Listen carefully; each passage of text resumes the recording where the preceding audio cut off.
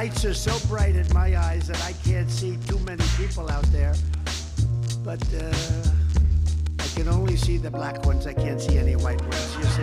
That's how far I've come. That's how far I've come. That's a long way, isn't it?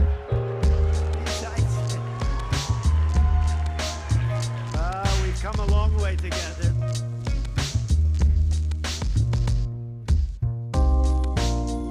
Yeah.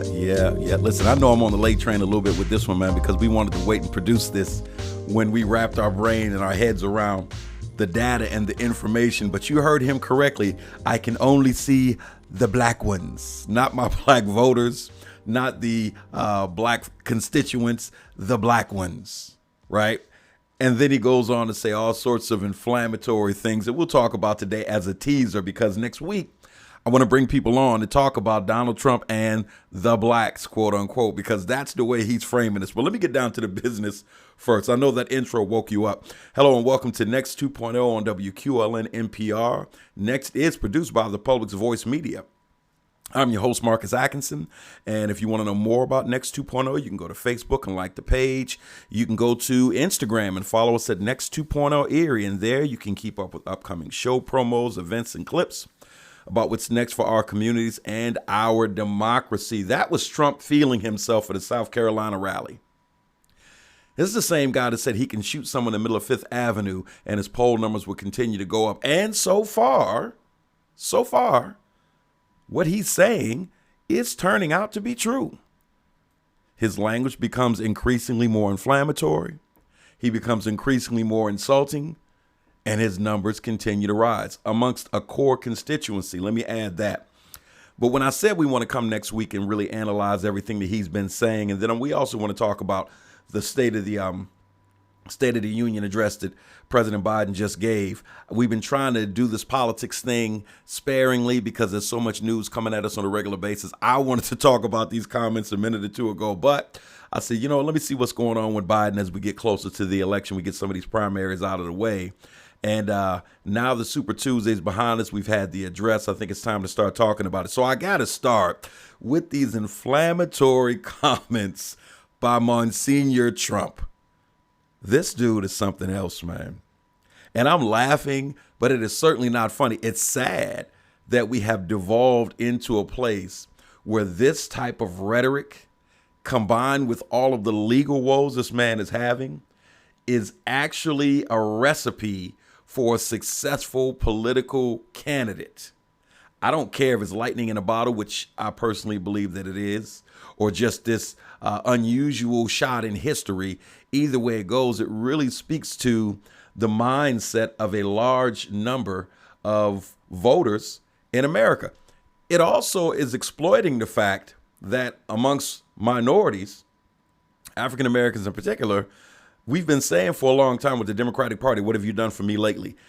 I think it's time for the Democratic Party to get on their game. Because until now, there has really been this mindset of, oh, they'll vote for us. Really? Okay. And now you got Trump coming along and in all the worst ways, exploiting the fact that this love affair, and I'm throwing up huge air quotes on that statement, this love affair between black folk and the Democratic Party ain't so loving. Hadn't been loving for a while. You stopped cooking for folks. You stopped sending flowers. You stopped taking folks out to dinner. You started taking people for granted. And what have you done for me lately is the mantra, I believe, for a lot of blacks when it comes to the Democratic Party. But is Trump overplaying that? And many people would say yes. But I want to start with this clip of him saying just that and espousing his opinion about the Democratic Party doing a poor job for African Americans. Check this out. For black Americans, they have done a very poor job. Living in poverty, your schools are no good, you have no jobs, 58% of your youth is unemployed. So that's former President Trump going after Biden and his record and the Democratic Party's record on African Americans. 58%, he's saying, of your youth are unemployed.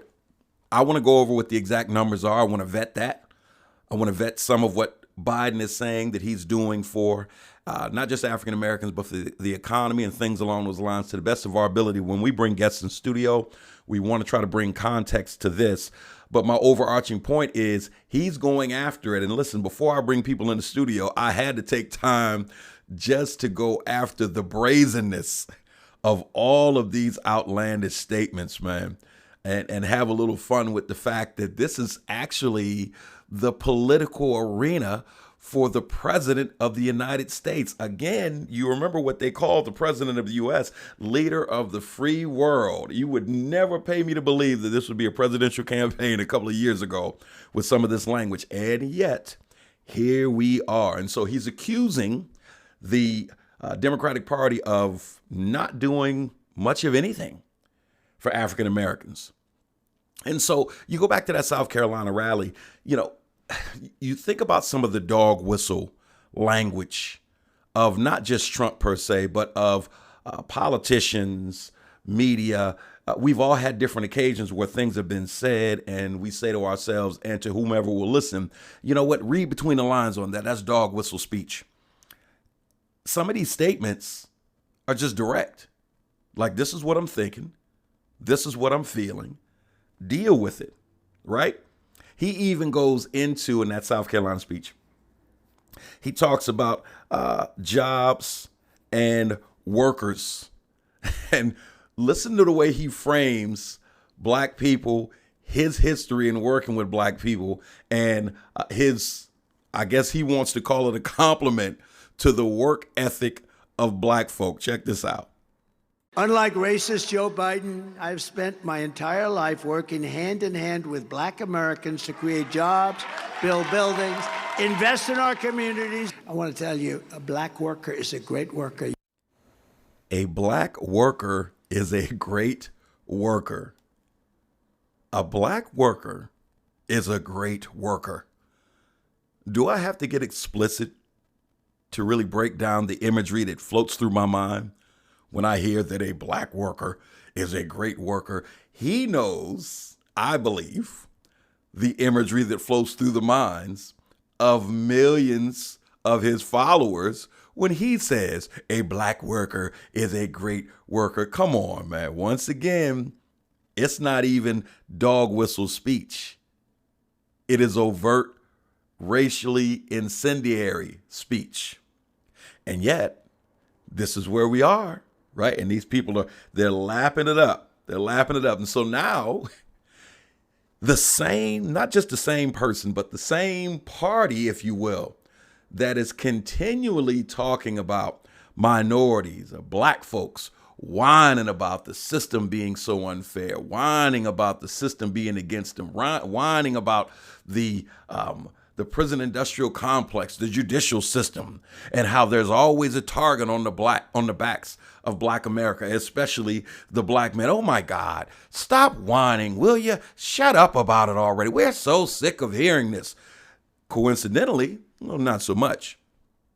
Our former president reached right at that, and he tried to tie it together and marry that lamentation of so many white Americans and his predicament right now, and has woven these things together to spin a narrative as to why black folk are now feeling more endeared towards him.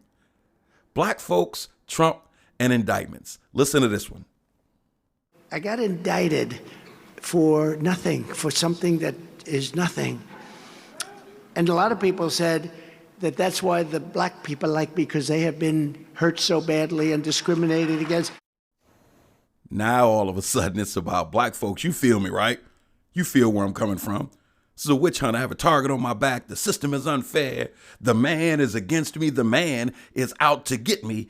I know you feel where I'm coming from. Now all of a sudden, the narrative of black folk having a target on their backs, of black folk, black men in particular, being public enemy number one. Now it's a useful narrative.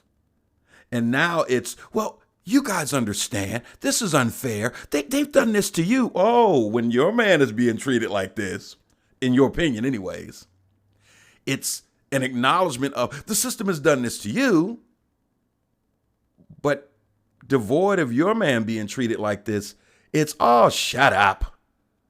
You guys are just one. We're so sick of here. You guys get the same fair shake as everyone else. But now it's the blacks understand. They're treated like this too. And then there's the ever popular mugshot of former President Trump.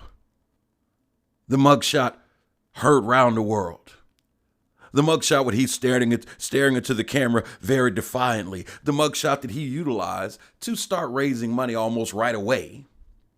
We'll just say right away, after it was taken. The mugshot, we've all seen the mugshot. And you know who embraced it more than anybody else? The black population. It's incredible. You see black people walking around with my mugshot. What was the opinion or the actions of black folk when it comes to the ever popular mugshot? He went after that too. Now I got to keep it 100 on this. This one, not only do I actually believe, but I've actually seen. And that's a little crazy to me. But at the same time, there's a lot of things that urban/ghetto culture, and I'm going to say it like that, and I'll get some people that'll complain to me that look like me about that, because I want to make a distinction that ghettoism and blackness are not the same thing. And that's a show unto itself. And I know black folk, see, he tripping. Minute he get on WQLM with these white folks, he starts switching up. No, I'm not switching up. But there is a difference. And unfortunately, I have seen this being utilized as, yeah, I got Trump's mugshot on my T-shirt. Not cool. Not cool. And you see how much he is gleefully beaming over this trend. I don't understand it, but unfortunately, it's happening. Now, to be fair, you know, I can hear some of my black brothers and sisters screaming at the radio, hey, look, you got white folks running around still with Charlie Manson T-shirts on. Very true. You still got a large swath of our white brothers and sisters, you know, bowing down to old Nazi paraphernalia. Very true. And I know that some of these symbols are utilized as different symbols of pop culture. And what's fascinating about this is, listen, take Trump's run in the White House out of it. You go back to the hip hop days, Trump was actually mentioned a lot in these hip hop songs coming out of New York. Yeah, I'm 54, and so I came up during the golden age of hip hop, you know, and Nas and all of these, the Public Enemy and all of the groups that really pioneered this thing. And from different artists and different lines, Trump's name was used on a regular basis. And almost all the time, it was on the positive. They viewed him as a hustler, you know, on a high level. The whole art of the deal and him being the deal maker, that image was not only believed by mainstream America, it was lapped up by Black America. And a lot of people paid homage to that back in the day. So I won't front. There's some of that carryover, even though he is highly controversial right now, highly racially charged right now. There's still the residue of some of what he was in places like New York, even amongst, you know, the urban culture, if you will. And so I put all that out there just to say I'm keeping it 1,000. But to stick with that theme, I want to go with his newest offering. Some very unattractive, in my opinion, gold, there's no place like home looking sneakers, the Trump sneaker. The Trump sneaker. I had to do a double take with the television. I had to look at it and say, whoa. Let me rewind that. I thought they just said Trump sneaker. And let me go back before then. I actually saw a skit on Saturday Night Live about the Trump sneaker, and I thought the skit was hilarious, and I let it go. I thought they were making a joke. I want to say it was a day or two later, because I've been on a diet of the news. I watch it sparingly, like Super Tuesday. I'm tuning in. I watch it sparingly because it's just too much of the same BS over and over and over and over and over again. And so I'm like, you know what? Miss me with that. But I missed the sneaker dropped. And so after the Saturday Night Live clip, I'm watching on television and I'm like, damn, he really dropped these sneakers. Enter this knucklehead from Fox News. And he said, now his comments were ignorant and once again inflammatory. But he's saying exactly what everybody was thinking as they concocted this idea to drop the Trump sneaker and put a $400 price tag on it. All right. And so I'm going to play the clip just to say he's tripping. But at the same time, he really isn't, because he's just saying out loud what the team thought and monetized and strategized with in order to bring this product to market. Here's the clip from Fox. This is connecting with Black America because they love sneakers. They're into sneakers. They love this is a big deal, certainly in the inner city. Oh, man. This is a big deal with Black America, especially in the inner city. This is one of those things that I want. And obviously, listen, America, hear this clearly. From an economic standpoint, this is a trend that, yes, was pioneered by young African-American urban kids. And you know what? Your economy has thrived off of it. The fashion sense of young urban African-American folk, period, has made this country and others billions. Let me say that first. Now, the challenge is, and slowly but surely we're overcoming this challenge, is for Black folk to understand their economic dollar and the power of their dollar and say, you know what? I'm going to start redirecting some of this money and, one, start making it myself instead of letting the outsourcer make all the money, and two, keep some of that in the community. And I'm glad to say that you see moguls from the hip hop community, one by one, pioneering their own line of shoes, clothes, alcohols, things along those lines. And it may seem trivial, but that's big business. Business is business. And some of the things that we've been exploited for the most are some of the same categories and businesses that Blacks are monetizing the most right now. But I digress.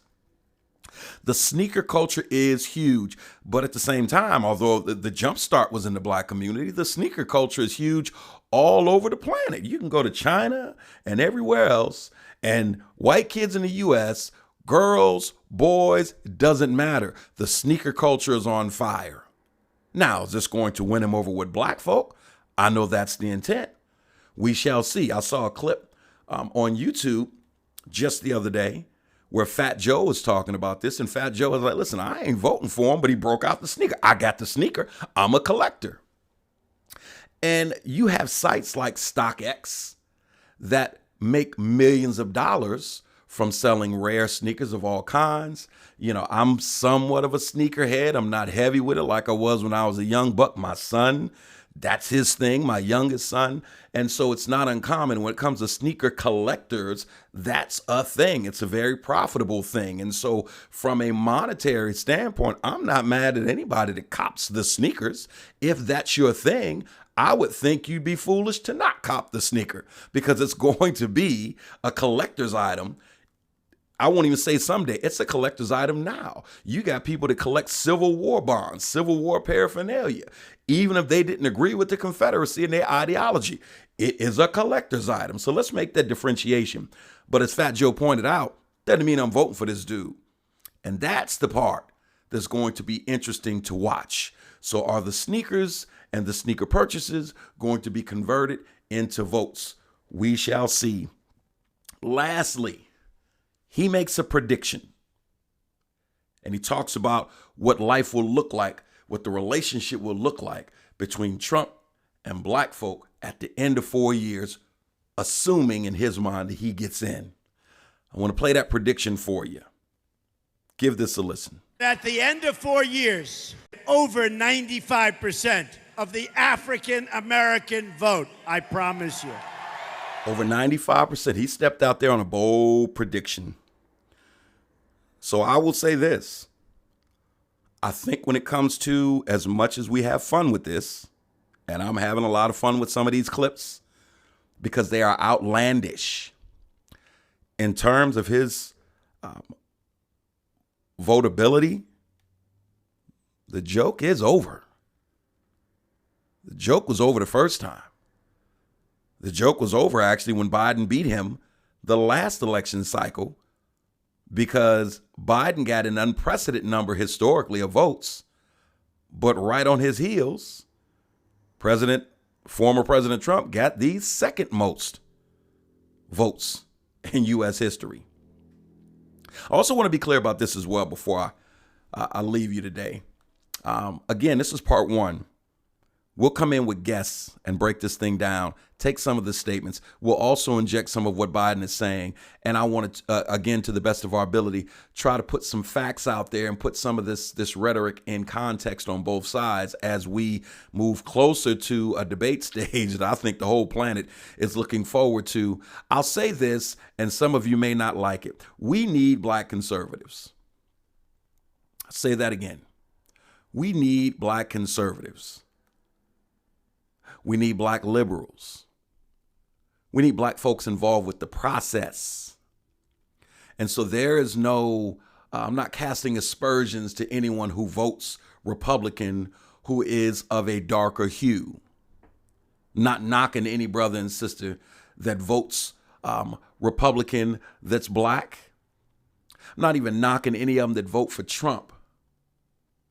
What I am saying, though, is at some point we have to look at or ask ourselves the rhetorical question, where are we going with this? I've said on several shows that was my favorite question to ask my kids as they were growing and they were involved in some course of action that was counterproductive. And I would encourage them to see that thing through to the end. Where are we going with this?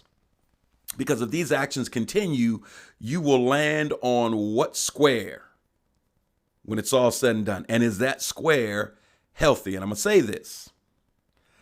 You can't even get a job as a damn teller at a bank if you have jacked up credit. You see where I'm coming from?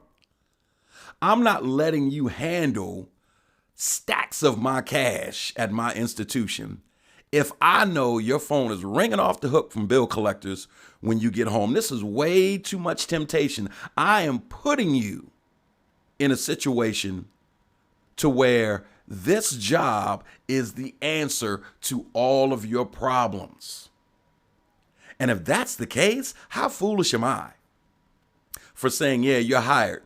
Go ahead and work teller bay number 6 over there, even though I know you got a 400 credit rating and you got $90,000 worth of debt that they're beating down your door over. How foolish would I be? I want us to think about what it would look like to put someone in the highest office of the land who has every legal and financial woe under the sun right now. Take the cult of personality out of it. Take your political ideology out of it. Take your Make America Great Again ideology out of it. I know that's your man. But from a purely American standpoint, from a pragmatic standpoint, from a business standpoint, I question the wisdom of people heavily flirting with the idea of putting somebody in office to be in charge of arguably the most robust economy on this planet, with connections unlike any other, with debt going through the ceiling, and people owning pieces of that debt that are hostile towards America. I question you putting somebody in charge of that machine who has money issues, legal issues, image issues. It was said by a covert operative in a book that to this very day, blackmail and extortion still works extremely well with politicians. It seems old school with all this high-tech stuff going on. But when I have compromising photos, when I have you in a situation of desperate need, and you're in this power position, it is a plum position for me from a negotiating standpoint. And he was saying that was common knowledge. And here you have a president, potentially, who would be ripe for powerful people or extremely wealthy people to say, hey, man, I'm the answer to your problem, but I want some stuff. And you got this ego-driven president who is hyper-invested in his image, who I call the Colonel Jessup of politics because his ego is so inflated that he can't get out of his own way. To this very day, it's one of my favorite movies. You know I'm a big movie buff. Because if you read it on the surface, that's the theme. I mean, he's going to get this guy to say he gave the order for the code red. That's the whole show. That's what the showdown is all about. Oh, but when you watch it play out and you start hearing you want me on that wall, you need me on that wall, you start to understand why this movie is as iconic as it is. His ego was so big. How dare you question me? You damn right I called and gave the code red. And what do you have to say about it? This is who Donald Trump is. And there's no sense in us pretending that that is not the case. And so listen, I've played you some of the greatest hits of Donald Trump in recent time. I've played you some of his lowlights when it comes to his comments on black folk. And next week, we'll get down to some fact checking. We'll also throw my man in the mix, the current president.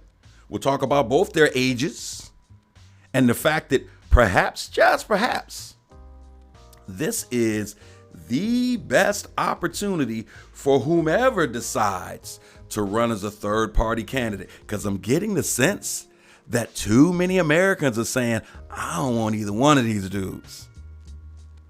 And the time might be ripe for somebody to sit in the middle and say, hey, how about giving me a try?